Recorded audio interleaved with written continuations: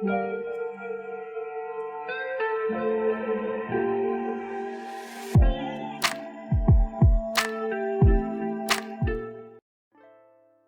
guys, and welcome to this video. Today we're gonna talk about how light and shadows work, which is quite essential to know when you draw something and want it to look realistic and lively, since light and shadows always bring a certain dynamic into the picture. So, without further ado, let's get started. First of all, let's take a look at the question what a shadow actually is. Generally speaking, we refer to shadows as dark areas where the light rays from a light source are blocked by an opaque object, which means the object isn't transparent and doesn't let the light through. Also, light always travels as waves, traveling out from their source in straight lines, which we call light rays. A shadow's characteristics, like shape, location, and intensity, depend on what object or surface the light hits, from which angle it comes from, and on the intensity of the light source. A hard light usually casts a dark shadow with sharp edges, whereas a soft light is likely to produce a weaker shadow with soft blurry edges. Shadows are the darkest directly around the object, where the most light is blocked, and become lighter and more blurry the further they move away from the object or light source.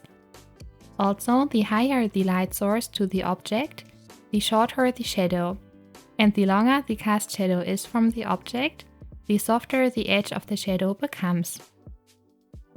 A shadow can be divided into 3 parts with different intensities.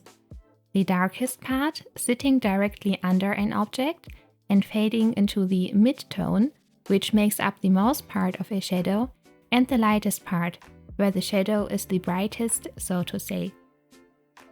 Additionally, there are 2 kinds of shadows: form shadows and cast shadows. The cast shadow describes a shadow created by something blocking the light source. The form shadow, on the other hand, refers to the shadow side of an object, so a shadow on the object itself, which is cast on the side that is opposite to the light source. Also, due to the direct blocking of light, a cast shadow is often sharper and darker than a form shadow. Objects usually have a light side and a shadow side. Sometimes people say light values or dark values instead, but actually mean the same thing.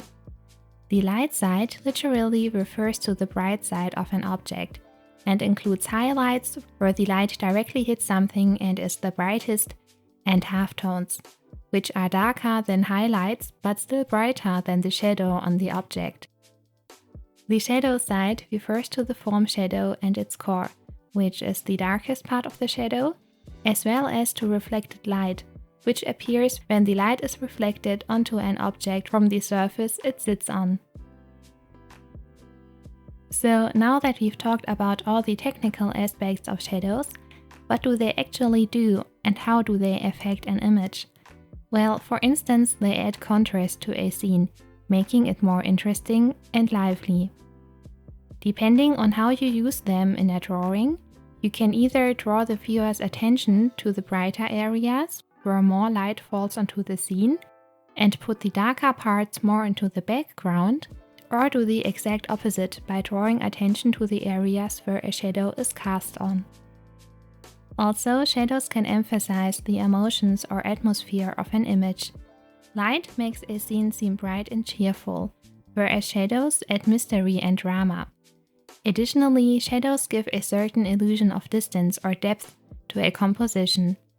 Often, shadows make something seem lower or farther away from the viewer, while light areas seem closer or elevated. Faces and roses are perfect examples for that. So, as you might have noticed, the subject of light and shadow isn't a complicated one or hard to understand, but quite complex, which is why shading a motif in is often more difficult or challenging for many people compared to sketching it out, and certainly can take a while.